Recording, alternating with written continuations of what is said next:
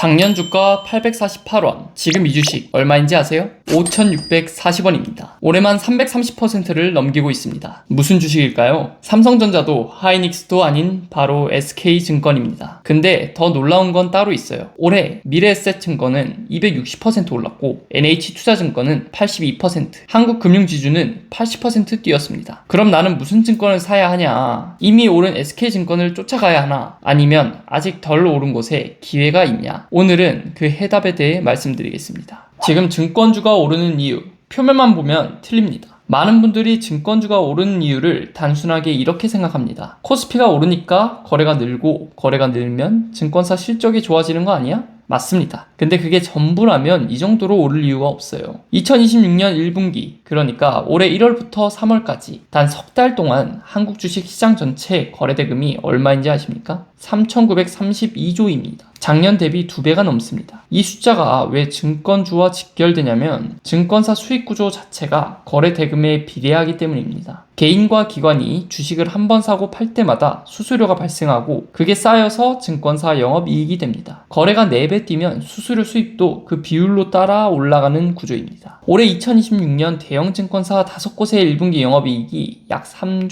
279억 원입니다. 이는 작년 대비 약 66% 증가한 수치입니다. 근데 여기서 한 가지 더 봐야 합니다. 왜 거래대금이 이렇게 폭발적으로 늘었냐는 겁니다. 단순히 주가가 올라서가 아니에요. 부동산에 묶여있던 돈이 주식시장으로 대이동하는 구조적인 현상이 일어나고 있는 겁니다. 이게 짧은 이벤트가 아니라는 뜻이에요. 3가지 정책이 있습니다. 지금 증권주가 오르는 배경에는 단순한 시장 분위기 이상의 무언가가 있습니다. 정책인데요. 첫 번째는 상법 개정과 자사주 소각 의무화입니다. 2025년 7월 이사들이 주주이익도 법적으로 보호해야 한다는 조항이 신설됐습니다. 그리고 2026년 초에는 자사주 소각 의무화가 추가됐어요. 회사가 자기 주식을 사들이면 1년 안에 반드시 소각해야 합니다. 이게 증권주와 무슨 관계냐고요? 증권사들도 이 법의 적용을 받고 실제로 대신증권이 대규모 자사주 소각을 먼저 발표하면서 관련 증권주들이 한꺼번에 뛰어올랐습니다. 자사주 비중이 높은 신영증권, 부국증권도 같이 움직였고요. 이제 시장은 다음 소각 발표는 어디냐를 보고 있습니다. 두 번째는 WGBI 편입입니다. 2026년 4월 1일 한국이 드디어 세계구체지수에 이름을 올렸습니다. 20년 넘게 두드려온 문이 열린 겁니다. 이게 왜 증권주의 호재냐면 WGBI 편입으로 매달 약 9조 원에 가까운 외국인 패시브 자금이 한국으로 강제 유입됩니다. 그 돈이 원화로 환전되고 부채를 사고 주식시장으로도 흘러들어옵니다. 재경부 자료에 따르면 편입 첫 주에만 외국인이 한국 국채를 6조 8천억 원어치 쓸어 담았습니다. 돈이 들어오면 사람들이 주식을 더 사고 팔고 그 거래 한 건 한 건에서 증권사가 수수료를 뗍니다. 세 번째는 금투세 폐지와 배당소득 분리과세입니다. 금융투자소득세가 전면 폐지되면서 한국 증시에서 이탈하려던 큰손들이 다시 눌러앉았습니다. 여기에 배당소득 분리과세까지 더해지면서 배당이 높은 증권 금융주로 자금이 집중되는 흐름이 생겼습니다. 3월이 배당락인 증권 금융주의 경우 비과세 배당을 노리는 자금이 그 전에 집중적으로 들어올 수 있는 구조입니다. 삼성증권과 NH투자증권은 배당 수익률 4% 이상이 예상되는 종목으로 공통적으로 거론되고 있습니다. 삼성증권은 고액자산가 중심의 안정적인 수익 구조를 가지고 있습니다. 실적 변동이 적고 안정적인 투자자에게 어울리는 종목입니다. 근데 지금은 안정성의 시대가 아니에요.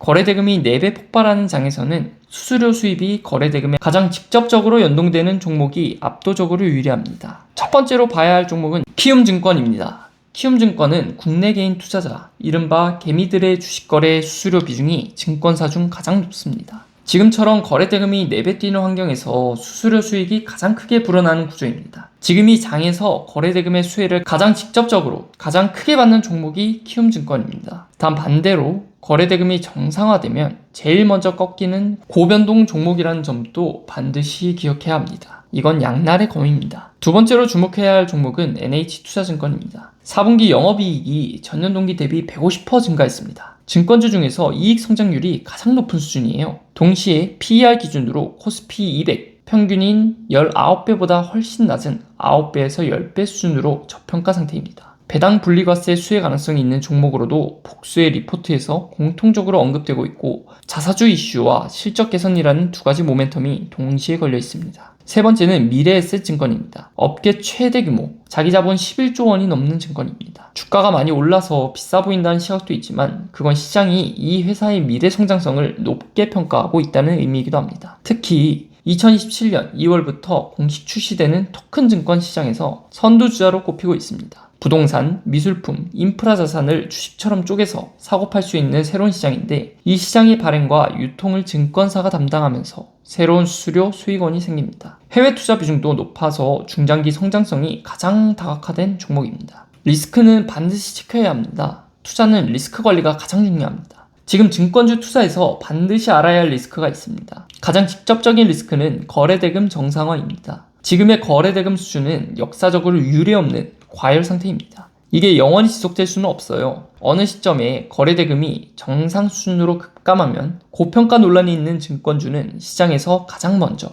가장 빠르게 꺾입니다. 특히 키움증권 같은 종목은 오를 때 제일 크게 오르지만 빠질 때도 제일 크게 빠집니다. 중동 리스크도 있습니다. 중동 전쟁이 장기화되면 국제 유가가 치솟고 환율이 올라가며 외국인 자금이 썰물처럼 빠져나갈 수 있습니다. WGBI 편입이라는 호재를 한 방에 상쇄시킬 수 있는 변수입니다. 증권주의 방향은 분명히 위쪽입니다. 상법 개정, WGBI 편입, 금투세 폐지라는 세 가지 정책 엔진이 동시에 돌아가고 있고 이 구조는 단기에 꺼지지 않습니다. 2027년 토큰 증권 출시, 2028년 지배구조 개혁 정착, 2029년 MSCI 편입 시도까지 순차적인 모멘텀이 줄줄이 대기 중입니다. 단 꾸준히 오른다는 말과 매일 오른다는 말은 완전히 다릅니다. 거래대금 꺾임, 중동 리스크, 횡재세 논란 같은 이슈가 터질 때마다 단기 10%에서 20% 조정 구간이 반드시 옵니다. 한 번에 몰아서 하지 말고 떨어질 때마다 나눠서 사모으는 전략이 핵심입니다. 지금 이 구조적 변화에서 가장 크게 수혜를 받을 종목을 찾는다면